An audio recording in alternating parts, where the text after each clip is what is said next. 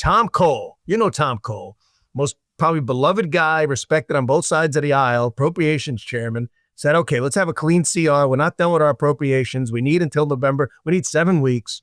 Let's have a clean CR. And they said, okay, just make it short. No problem. Then they came up with their ridiculous demands, stating that we could never, ever, ever, ever cut anything from discretionary spending again. We had to reauthorize PBS and NPR. And, oh, by the way, illegals need to be able to receive Medicaid. And they included it. Not only did they just say it wasn't a farce, they included the language, illegal aliens receive health care, in their counter proposal. And by the way, this whole thing would cost $1.4 trillion. So, and then they realized that was ridiculous. That was going nowhere. Even the general public wasn't picking it up. So then they added this Affordable Care Act initiative, which we agree with. It needs to be dealt with. We have until December 31st. Let's do this.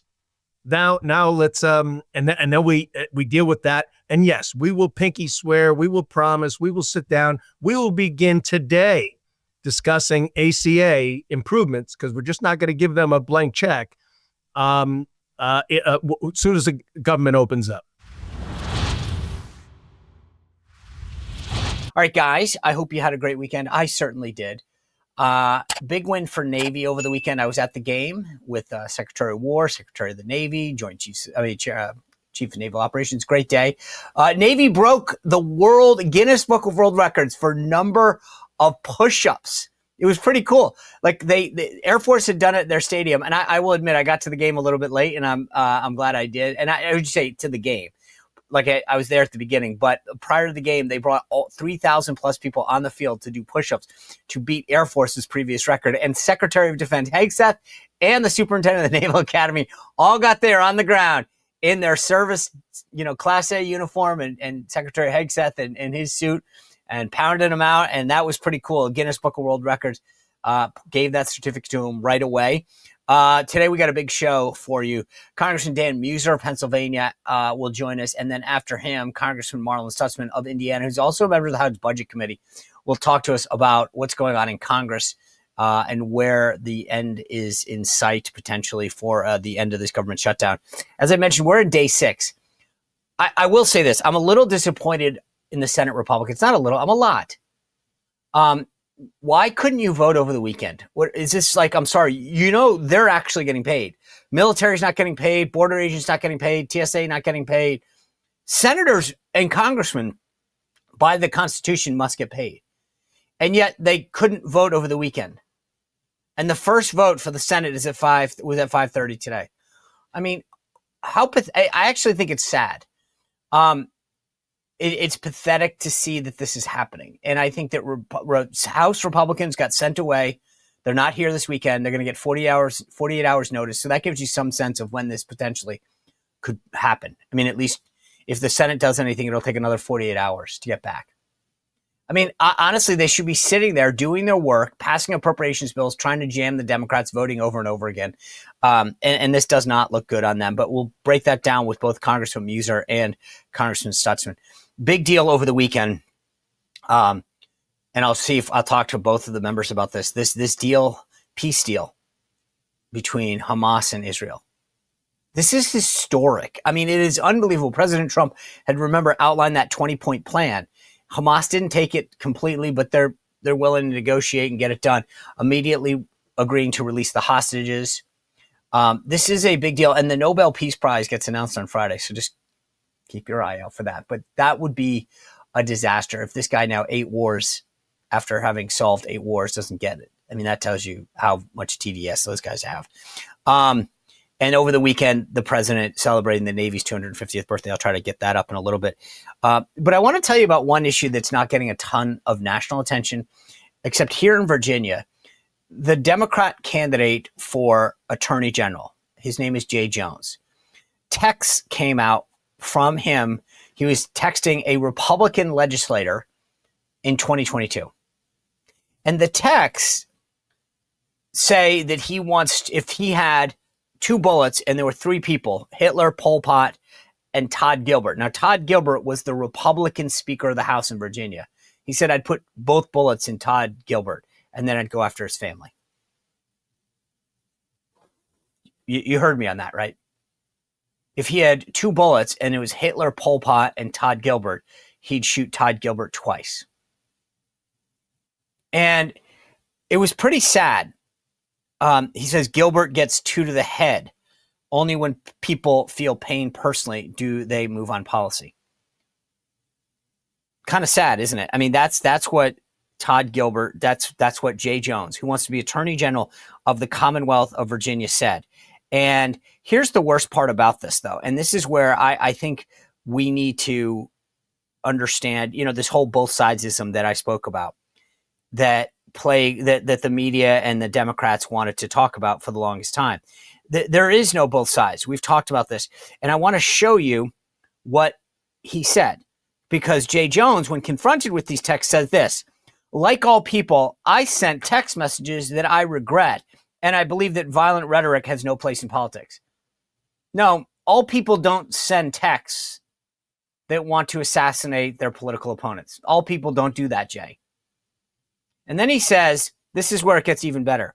Let's be clear about what's happening in the Attorney General race right now. Jason Meuser, who's the Republican incumbent Attorney General here in Virginia, is dropping smears through Trump-controlled media organization. Smears. He's not smearing him. He's releasing the texts that you sent, you dummy. And Abigail Spanberger, who is a former Democratic congresswoman, who is the lead Democrat, sort of said, like, I called on him to apologize. This is insane. Weeks after Charlie Kirk gets assassinated and them talking about both sides, they are squirmish. I mean, it's a bad text. It's not a bad text. You guys wanted to kill somebody. And Portland ICE were attacked this weekend, and not one Dem said a damn thing. Not one Sunday show brought it up until Mark Short made it a point on Meet the Press. Kristen Welker was just going to gloss over it. All the Sunday shows. The both sidesism is a joke. They promote and cover up violence on their side. It's a fact. And I'm telling you, it's unbelievable, because a group down in Virginia called Blue Virginia, it's a bunch of Democrats down there, put out a statement that said this: we reaffirm its full support of Jay Jones for Attorney General and call on all Virginians to line up behind him, that he will serve with integrity and accountability. Recent press may have spotlighted past mistakes. Past mistakes? It wasn't a joke. The guy said, I want to kill the Speaker of the House in Virginia. Put 2 bullets in his head and attack his family. And then, as I mentioned, in Chicago, ICE was under attack. And here's the kicker. Federal agents were in trouble. They go out, they get surrounded, some woman's coming at them. And do you know what the police in Chicago did? The chief of patrol in Chicago says no units will respond to this as related from, and blah, blah, blah. Caller 1 of approximately 30 armed patrol agents, ICE, who are being surrounded by a large... They wouldn't support them. They wouldn't protect them. Go at them. We don't like ICE, so attack them. Not one Democrat has said a damn thing. You could disagree with ICE. They're doing their jobs. They're federal employees. They're federal agents. And no one in the media is asking them about it. Nope. We're not even going to ask. Don't ever let me hear both sides again without literally blowing my mind. This is insane. These guys are sitting here. There's a candidate out there saying that he wants to assassinate someone, and they are silent and squirmish and weaselly. And the same goes for ICE, and they get nothing. They get away with it. Oh, the rhetoric needs to come down. Give me a break. Give me a break. I get it. You weasels hate getting called out on your hypocrisy and on your policies and on your words and actions that are leading to this. We've got to keep our foot on the pedal, folks. And I'm telling you, I by the way, I will tell you this again. I just want to make sure I'm clear on this. In New Jersey, Jack Citarelli will be the next governor. In Virginia, John Reed, the lieutenant governor candidate, will win. Jason Meuser will win. And I still think that Winsome Sears can pull this off. But can you imagine if the narrative goes from Dems about to sweep everything to Republicans crush it on election night? I mean, granted, we won't win Mondami, but I'm just telling you. Anyway, I don't mean to digress, but I did. A big week coming up Eric Trump tomorrow, Robert Cahaley on Friday, amazing panel on Thursday. But I'm just telling you guys, we got a lot to watch for this government shutdown, but we're days away. The House, as I said, Speaker Johnson spoke this morning, but he sent his members home over the weekend. He's the guy hanging out here. I don't see how this thing fixes, because right now they got to peel off more and more senators. They got 5 more to go. So big week ahead. And by the way, if you didn't see the rant this weekend, I'll just play a snippet for you. It was so fun. Weeks in the making of doing this.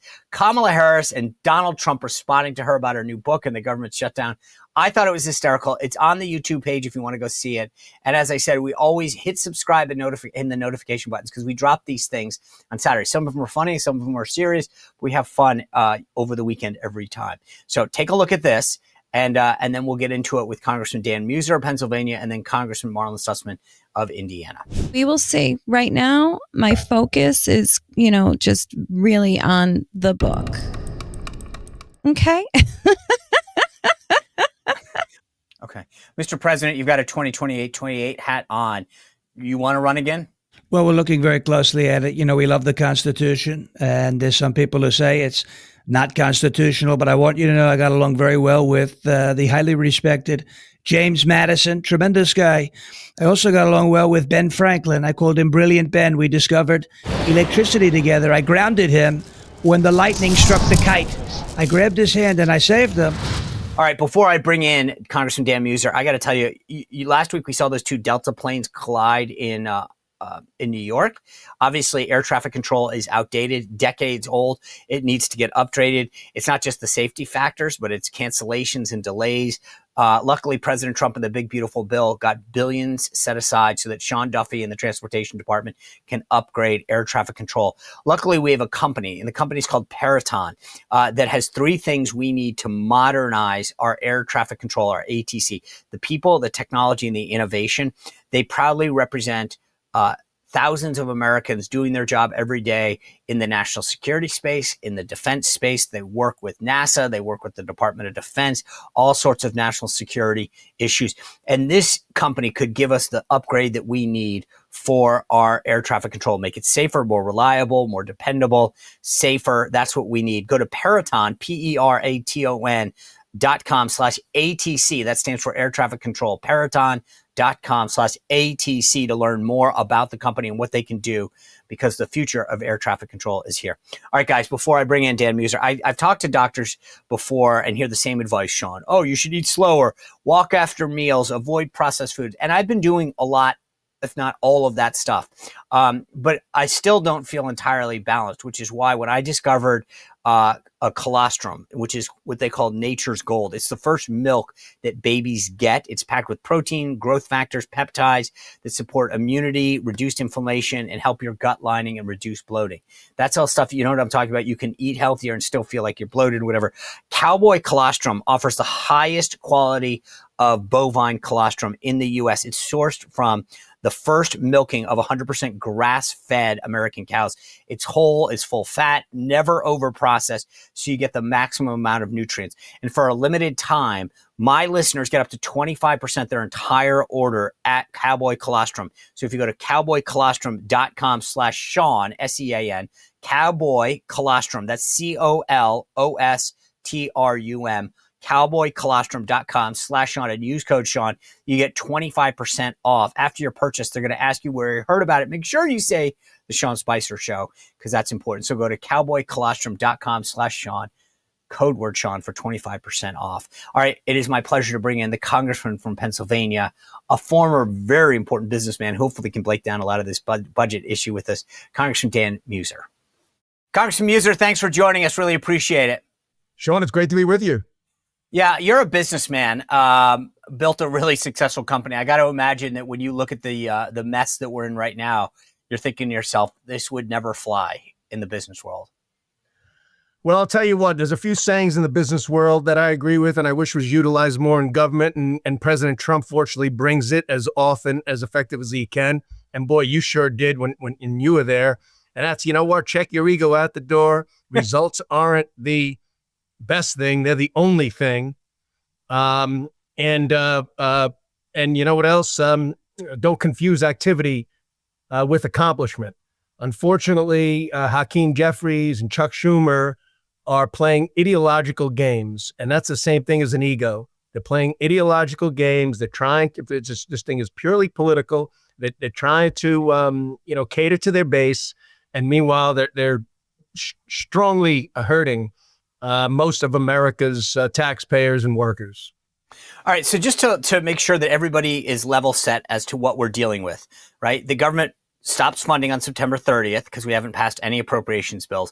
The House, led by you guys, asked for a 7-week extension at current levels. No more spending, anything, no new policy, nothing. The Democrats said we want to address healthcare issues right now. In other words, inject policy into this discussion. Yeah. I want to play for you in the audience, though, what Hakeem Jeffries is, I want to show you guys how they've handled this in the past. Take a look at the clip when he was confronted about this on Meet the Press. But let me ask you, because you say this is a Republican shutdown, but it's Democratic senators who are withholding their votes on what is called a clean resolution. That means no strings attached, which is something, quite frankly, Leader, that you and other Democrats have advocated for in the past. Take a look. You do not use the threat of shutting down government to try to advance your policy agenda. First thing that the House has to do is pass a clean 6-week CR. A continuing resolution that is at the fiscal year 2023 levels is the only way forward. Okay, so Congressman, you saw it there. All of their leaders, obviously Harry Reid is no longer with us, but that's not the point here. They all seemingly in the past were very clear that that's the only way forward, to do exactly what you guys are doing. So how do we further expose the level of hypocrisy that exists right now? Well, their attempt is smoke and mirrors, and we are messaging as hard as we can. We're doing media hits. We're doing local. We're sending out social media to my staff this morning, going through the facts and the truth specifically. It was great that Meet the Press actually called him out the other day. Chris Cuomo, of all people, said what the Democrats are telling you is simply not true. And he offered respect for Hakeem, but in this case, he just finds him to be a complete hypocrite. Like anybody who truly looks at this with a reasonably open mind. Look, just as you said, we have a clean CR. They voted for it under Biden administration 13 times. We allowed it to happen. Not everybody in the Republican Party, but many of us. We didn't want to shut down the government. We're pretty much in the same situation here. Tom Cole, Tom Cole, most probably beloved guy, respected on both sides of the aisle, appropriations chairman, said, okay, let's have a clean CR. We're not done with our appropriations. We need until November. We need 7 weeks. Let's have a clean CR. And they said, okay, just make it short. No problem. Then they came up with their ridiculous demands, stating that we could never, ever, ever, ever cut anything from discretionary spending again. We had to reauthorize PBS and NPR. And oh, by the way, illegals need to be able to receive Medicaid. And they included it. Not only did they just say it wasn't a farce, they included the language, illegal aliens receive health care, in their counter proposal. And by the way, this whole thing would cost $1.4 trillion. So, and then they realized that was ridiculous. That was going nowhere. Even the general public wasn't picking it up. So then they added this Affordable Care Act initiative, which we agree with. It needs to be dealt with. We have until December 31st. Let's do this.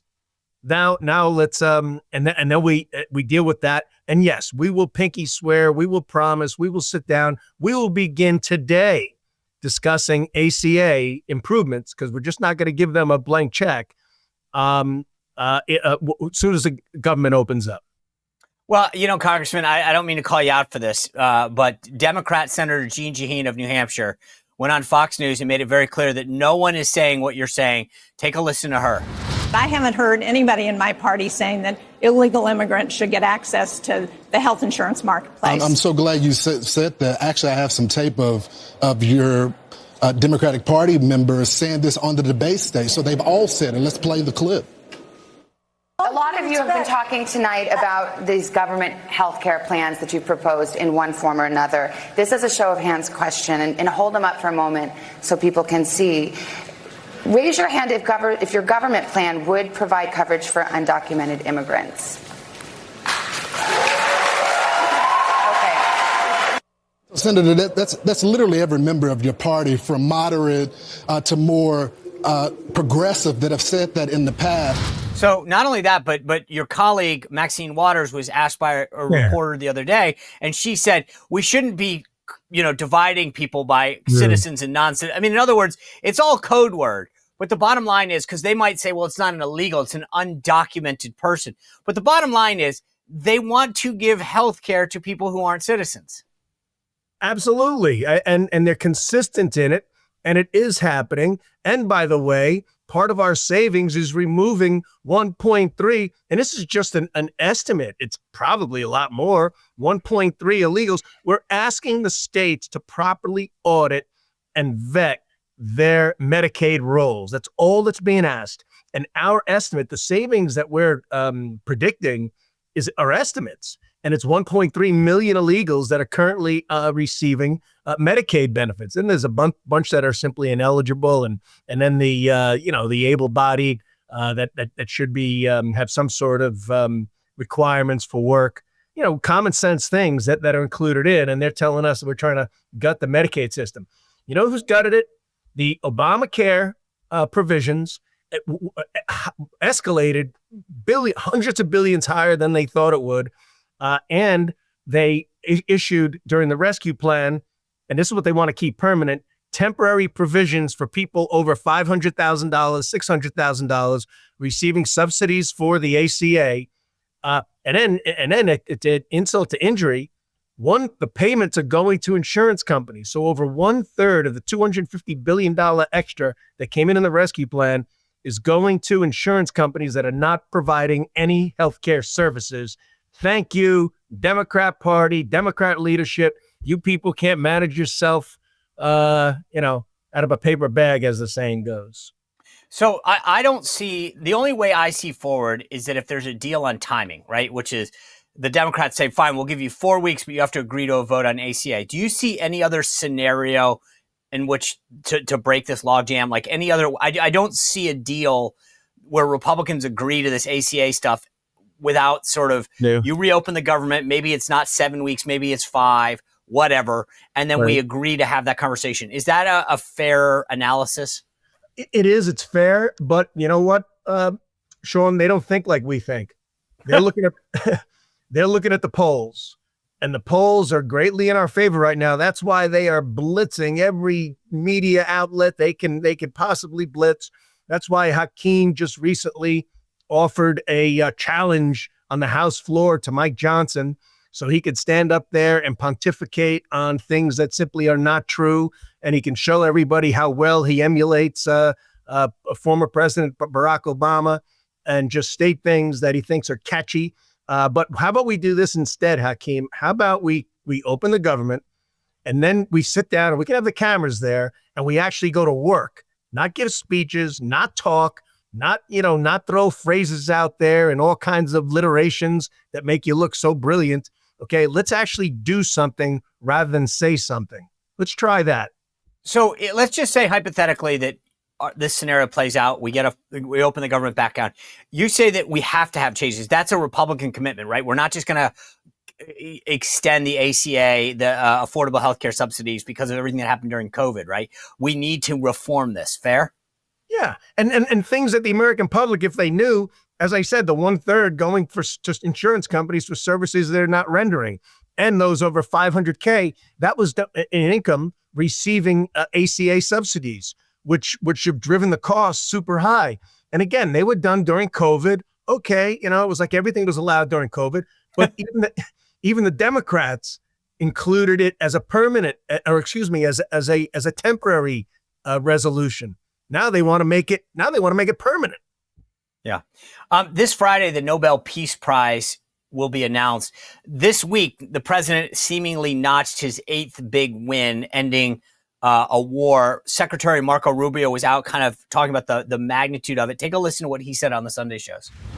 We're not dealing with a political movement. We are dealing with killers and savages and terrorists. That's who we're dealing with. That said, what gives you hope here is that at least there now is a framework for how all of this can come to an end and those hostages can be released. What gives you hope here is the fact that for the first time in this entire endeavor, you have the United Arab Emirates, you have Qatar, you have Saudi Arabia, you have Turkey, you have Egypt, you have Jordan, you have Indonesia, you have all these countries, the European countries, all lined up behind a plan and putting a tremendous amount of pressure to make it happen. And President Trump's the one that put that together. He put together this coalition pushing in the same direction with us to try to get this, not just the hostages released, but this thing resolved. So I understand the hope and the dread because many of these hostage families have been they've been living this for over 2 years, but they have seen other efforts in the past fail. They have seen efforts to release hostages that didn't include their loved ones. So we understand that, we do. And that's why everyone from the highest levels of our administration are so committed to getting this done. That's why even as I speak to you now, talks are ongoing between the mediators to create the conditions and the logistics so we can get those hostages out ASAP. So, Congressman Meuser, how hopeful are you that this thing actually comes to fruition? Well, I'm quite hopeful. And boy, oh boy, is Marco doing such a great job. I know when you were in the Trump White House, you dealt with him quite a bit when he was in the Senate. And you also saw firsthand, and you were part of the team about getting things done. You know, President Trump is really the party of what works. We do what works. I don't know if that's conservative. It's certainly not liberal, but we do what works in the short term and particularly in the long term. And the president has stated this. He said he was going to keep working at it, bringing these Middle East parties together. He brought together Saudi Arabia. He's bringing Egypt into this. None of them were part of it before. Of course, Israel has made concessions. Qatar, you know the folks at Qatar. Look, they're they do their best to actually be part of the solution and not be part of the problem. And that's what I believe anyway. There's some controversy there, but they want to be part of the solution. But it's all led because of President Trump and now Marco Rubio as Secretary of State. And I'm very hopeful. I think this is Gaza's last chance. I'm not going to say Hamas's last chance because I don't think Hamas deserves a last chance. But if they care at all about those within their communities, within their nation, they within the Gaza Strip, of course, they will release the hostages and they will plead for peace and mercy. You know, when you're at home, I've never thought foreign policy was a big deal, like in terms of what people is on the top of mind of people. Maybe some people it is. When you're in Pennsylvania, as you are now, do people bring this up? I mean, like, what's the top of mind issue right now for people in Pennsylvania when you go around? Well, not necessarily. I mean, certainly some people ask and they just said, oh, boy, this has been going on for decades. I mean, what are you going to do? They're kind of just accustomed to Middle East issues. And they're very grateful. Actually, we got natural gas and energy in Pennsylvania, so they're grateful to the president leaning in on domestic energy, so these crises don't cause a recession. Remember the day when Middle Eastern conflicts would basically cause a recession, thanks to liberal policies. But it's not really. It's really the economy. It is very much the president's plan related to strengthening our economy. There are questions about the tariffs, but they get it. People in my district absolutely get it. There's, some that have more questions than others. But look, world peace is very, very significant, right? They are seeing the death tolls on a weekly basis, both in Israel and in Gaza. Certainly the Jewish community, but not just them. Those who are, and that's the vast majority, I think, that are positive about siding with Israel under the circumstances. But it's not a top of mind. But they love the fact that the president is providing worldwide leadership. They know how important that is, and that resounds from Ukraine to Russia to China to Japan. Okay. Congressman Dan Meuser of Pennsylvania, thanks for being with us. Really appreciate your time today. Hey, Sean, you're the best. Anytime I'll be on. Boy, oh boy, you have a great show. Enjoy listening to you. And just thanks for the opportunity. You bet. All right. Great conversation with Congressman Meuser. And now I want to bring in Congressman Marlin Stutzman of Indiana, who sits on that House Budget Committee. What are we doing to get the ball really rolling? Where's the process screwed up? How do we fix this going forward so we don't keep doing this? I want to get Congressman Marlin Stutzman's input on this. Before I do, though, you guys know this. Every night before I go to bed, and last night was no exception, I stayed up. It was killer because I took my Beam and then the Patriots were played. That's like I was fighting the whole time. But I love this Beam Dream powder. This is like, look at, there's 3 of these bags. I'm about to finish another one upstairs of the brownie one.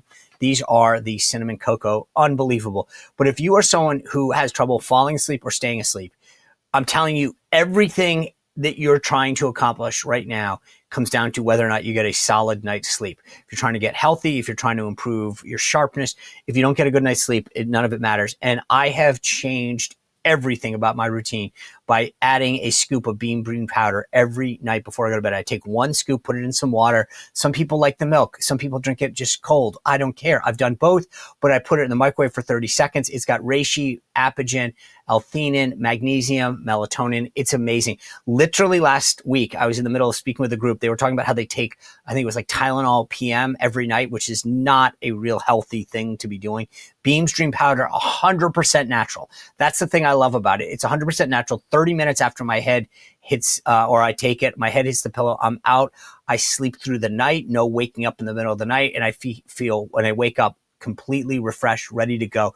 You guys make Beam Stream Powder part of your nightly routine as well. Go to shopbeam.com/Spicer, shopbeam.com/Spicer, and use code word Spicer for up to 40% off. I'm telling you, any of the flavors are great. I'm a big fan of the cocoa, cinnamon, but the brownie and the peppermint are amazing as well. Shopbeam.com/Spicer. Use code Spicer for 40% off. All right, without further ado, the Congressman from Indiana, Marlin Stutzman.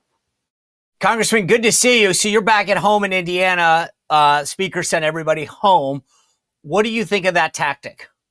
Well, I think it's the right tactic, Sean. First of all, great to be with you and good to see you again.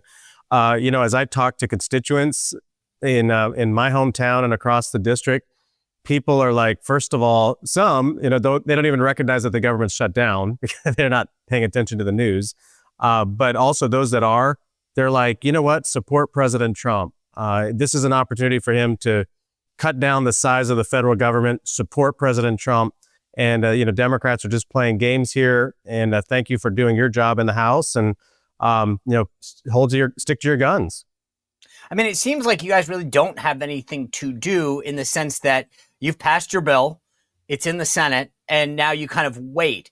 But I guess the question I have for you is, couldn't you at least be trying to jam some of these appropriations bills over? So whether it's military or construction or veterans, you kind of put the Senate on notice. Hey, take that off the table. The government shuts down, but we'll take, veterans off the table. We'll take, of the 12 bills, we'll just start taking some off. Yeah. Well, I mean, definitely could. But I think that, Speaker Mike Johnson and as President Trump and Leader Thune talk through this, I think that they're looking at it from the perspective that, Democrats aren't going to help on any of this as of right now. But there are 3 Democrats that have been voting with Republicans in the Senate to get to that cloture vote. So at the end of the day, you need 6 or 7 Democrats to vote for the bill in the Senate.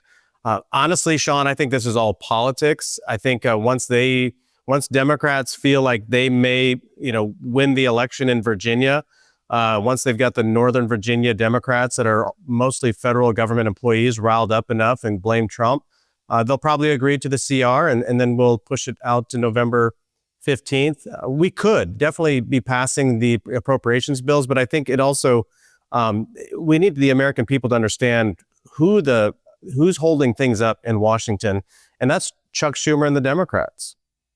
Well, by the way, I'll just tell you, I think Jay Jones, the lieutenant governor nominee, I mentioned this earlier in the show, has maybe tampened down a little of their excitement about the November election. And we're 30 days out today in Virginia from our election. And I'll tell you, I haven't felt more excited. I mean, I was a little worried, but Jay Jones pulled what I like to call a Terry McAuliffe. You remember Terry McAuliffe? Oh, yeah. Classically stepped in it and said parents shouldn't be involved in education. It was like a huge political gift. And then Jay Jones talking about assassinating his opponents. I mean, these guys have bungled this thing. So I just want to be clear. I don't know. Their tactics might be a little off now. Let me just ask you though about you sit on the budget committee. I was actually the budget committee spokesman for 3 years, so a little familiar with the committee. The question I have for you is the process broken? Like everybody knows when the end of the fiscal year is, and yet we kind of do this like, oh my gosh, we're shocked that we haven't done anything every September 30th. Do we need to look at the process and redo it? Well, I think, Sean, the process is broken in the Senate. I mean, if I were, king for the day, I would say that the budget does not need a cloture vote in the Senate. I mean, we can pass a budget out of the House with 50+1 votes to move the budget out of the House, but it's that 60 vote cloture vote that's in the Senate that keeps us from passing this CR. And so I think that's what's broken. I think if you would just simply say, if the Senate would say on budgetary matters, we're going to not require the filibuster vote, the cloture vote, and they can keep it for everything else if that's what they want to do, then that way the majority party, whether it's Republican or Democrat, can pass a budget and we're not stuck with these CRs and these omnibus bills. And then that way the majority party is also responsible to the American people come the next election. If the American people don't like the budget, if they don't like the spending priorities that each party has made, then they can vote that particular party out of office. But that's the tweak that I think that needs to be made. I'm sure that, we got others that we could talk about as well. I'm not a big fan of Congressional Budget Office scoring and things like that. But I think that 60 vote cloture vote is the biggest hurdle for getting a budget passed. So speaking of the 60 vote cloture, right? So why not urge the Senate to do that right now? Say, great, change the rules, pass with the budget, keep it open with 50 and let's go. I mean, to some degree, that's the dirty little secret right now. They could change the rules. They could vote with the majority and they could just pass to keep the government open and then we get what we want. Yeah.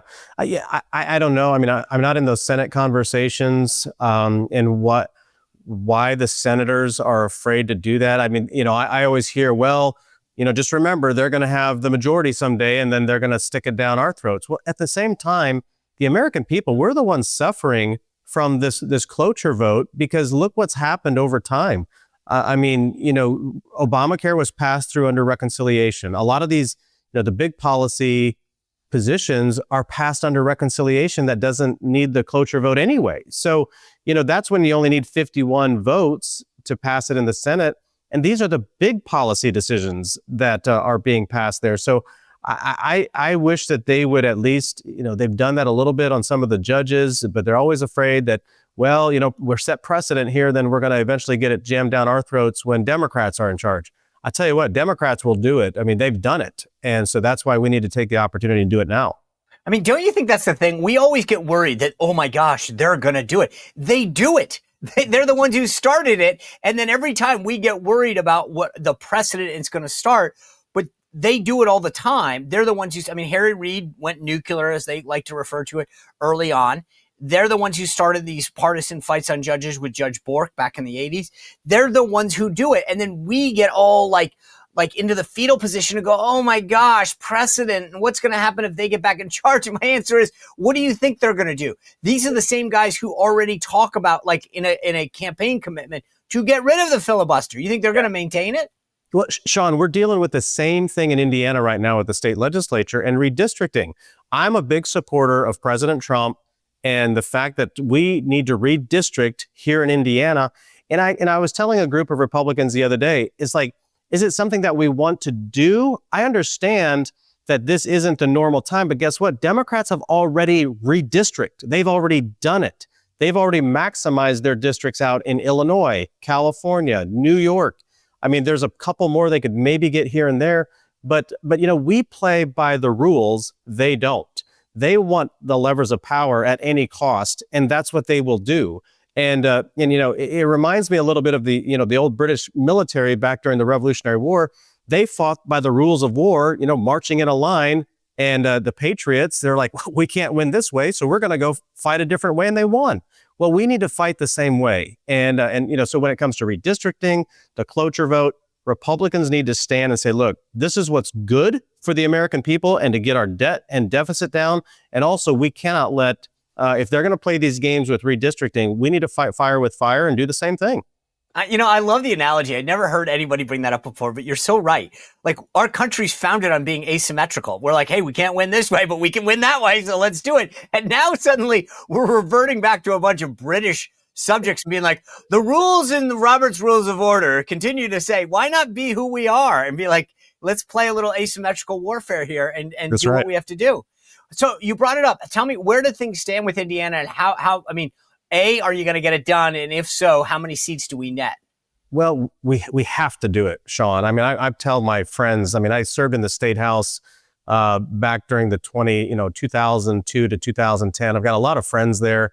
And I'm trying to explain to them how different it is in Washington and, the House of Representatives and the Senate that it is in Indiana. When we have super majorities in Indiana, we used to not back in the 2000s.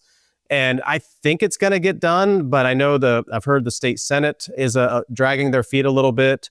Again, I tell them, I'm like, look at it from the perspective of the census. Indiana's not a sanctuary state. We don't just say, hey, illegals, non-citizens, come to Indiana, we'll take care of you. There's a couple cities that try it, but we're not like California. We're not like Illinois. Massachusetts, for example, they're 9-0. We are about the same size as Massachusetts, and we have 9 congressional seats, and we're 7-2. And one of those seats is a swing seat. I mean, it could have gone Republican. I think if the candidate would have run again this last time with Trump, I think we could have won that. It's only a D+2. And so we could go 9-0 in Indiana. I mean, a kindergarten class could draw the maps in Indiana, and we would go 9-0. And so it's just, to me, it's a no-brainer. But I understand the thought and, want to be thoughtful here by the Senate and the House here in Indiana. But I'll tell you, the precedent, if we don't do it when Ohio does it, Texas and other states do it, Indiana doesn't look like the team player. And that's what I think is really important for us to remember, that we've got to stick together as a party and make sure that we support Trump and the Republican Party. All right, so I'll use my kindergarten math. If you have a supermajority and a Republican governor, which you do, yes, then then 2 + 2 = 4. Why? Like, where's the holdup? Are these guys just being skittish? Is it that some Republicans aren't committed enough? Like, what am I missing here? It breaks the precedent. Because are you kidding me? That's what this is. Absolutely, Sean. That's the precedent. It changes the precedent because we always do redistricting after the census.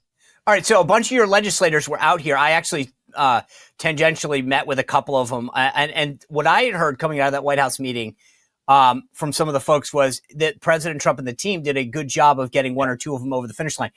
So give me a ballpark here. Are we at 95% likely going to do this? Is there a deadline that we're going to miss? Like, where are we in this process, timeline and number wise? Well, Governor Braun is very supportive of doing it. And, it's up to him to call the session, whether it's a special session or they somehow tie it into the scheduled legislative session. I'm hearing most House members are there. Again, with super majorities, it's not like we have to have every right. Republican, even though I think it'd be good if every Republican did, because here's the thing, Sean, you remember back in the days, it used to be tight in Indiana, but when Obama and Hillary came to Indiana during the 2008 campaign in a primary that was contested, that's when all the Reagan Democrats, all the blue dog Democrats heard from Hillary and Obama, like, this is the new Democrat Party. And I'm explaining to them, this is not grandma's old Democrat Party anymore. This is a very different party. We just need, it would be good if everybody supported it as Republicans because it'd be the right thing to do. But second of all, we just need to get some of the senators, past the precedent and say, look, here's another precedent that we need to take into consideration, Sean, is 100,000 Illinoisans have moved into Indiana since the census was taken because of bad policies in Illinois.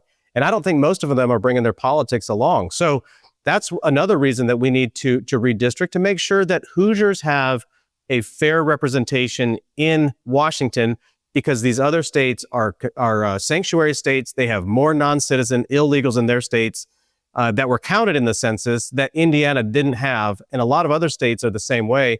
So that's why I think this is important to redistrict, because there's an imbalance here in Washington, that conservative states have fewer seats compared to the liberal states. If this is done at a level higher than kindergarten, will you guys go for the full 9-0, or will it be like some mealy mouth 8-1? I mean, there's no reason, if you're going to do it, I mean, go 9-0, and it could be done. And I would say that, Andre Carson, who's the Democrat in Indianapolis, he's the one that has a protected seat of anybody, because they've just drawn a district around Indianapolis for him. And so think about all those folks in Indianapolis that, would like to have a more balanced representative in Washington. And again, I mean, this is we draw the maps. We have the super majorities. This is our responsibility, and we should do it. Ohio missed a deadline last week. Is there a deadline for Indiana? I know, because obviously even you have to run. You need to know who your constituents are. So what's the timeline look like here? Well, we start filing after the first of the year, so January 4th, 5th, somewhere in there. And I don't know the exact rules on that, if the districts have to be set by then, or if they could even change them at the beginning of January. I think that, they're looking at all of that. We do have a day, or a week actually, that we have Organization Day in November, right before Thanksgiving. If it were up to me, I would say wrap it around that Organization Day in November, and, have all of the conversations. They're happening now. And I think there's momentum. More people are understanding why, and that the Democrats have already done this. I mean, if you look at the Illinois map, there's some sort of snake and dragon weaving up through. They have gerrymandered their districts so badly. And you look at Indiana's, and ours are nice and square. And it's like, we're the good kid, and they're the bad kids. And but guess what? Oftentimes the bad kid wins on the playground because they play by different rules. Yeah, well, we got to get the kindergartners to start drawing a little bit more creatively. Congressman Marlin Stutzman, thanks for joining us. Appreciate you being with us. You bet. Thanks, Sean. Great to be with you. All right, really enjoyed that conversation. We got a big week lined up. As I mentioned, Eric Trump is going to be here tomorrow. He's got a great new book out called Under Siege, where he talks about all the things that his family has dealt with since his father came down that golden escalator. Later in the week, Robert Cahaly, pollster extraordinaire. But before I do that, yesterday, as I mentioned, I was at the Air Force game Saturday with Secretary of War, Secretary of the Navy, the Chief of Naval Operations, watching them beat Air Force. A little closer than I wanted, I'll admit that. But we got a win. And then the Patriots won last night. I mean, win. And so it was a big week of winning for me. And they beat Army in December, second weekend. That gets them back the Commanders-in-Chief trophy, which is cool because you get to go to the White House and do all that stuff. But the president then went on yesterday. He was in Norfolk, world's largest Navy base, paying tribute to the Navy on its 250th birthday. He went out and did all this really cool stuff on the ship. And then they came in pierside and paid tribute to the sailors and the sacrifices that the Navy has made over the last 250 years. Here's a clip of him. Take a listen. Every sailor, aviator, submariner, and shipmate in the Navy inherits a tradition of excellence and daring, power and glory unmatched in the long saga of mankind's voyage on the sea. From that first ship, the schooner Hannah, to the awesome sight of a modern carrier battle group underway, the U.S. Navy has always been the iron will of a proud and mighty nation pushing forward through the currents and over those big, beautiful waves, through the spray of raging combat and the fog of naval war. America's sailors have proven time and again that our Navy does just the best job there is. Anything having to do with sailing the oceans, there's nobody to compete. We own the skies, we stalk the depths. And we rule the seas like nobody has ever ruled the seas. That was pretty cool. Melania Trump, the first lady, came out as well, got the troops fired up. Secretary of War, it was a great day for the Navy yesterday, and I'm glad the president had an opportunity. It's a bummer that it happened during a government shutdown, but nonetheless, a great day there honoring 250 years of the United States Navy, the people, the battles, some of the historical figures. The president gave an amazing speech. So glad to see that. Anyway, as I said, Eric Trump tomorrow. Thanks for spending your week with us. You can always go to SeanSpicer.com, sign up for my latest newsletter. We'll see you tomorrow back here on The Sean Spicer Show. Well, if you enjoyed this content, make sure to like this video, subscribe, and click the notification bell to get more.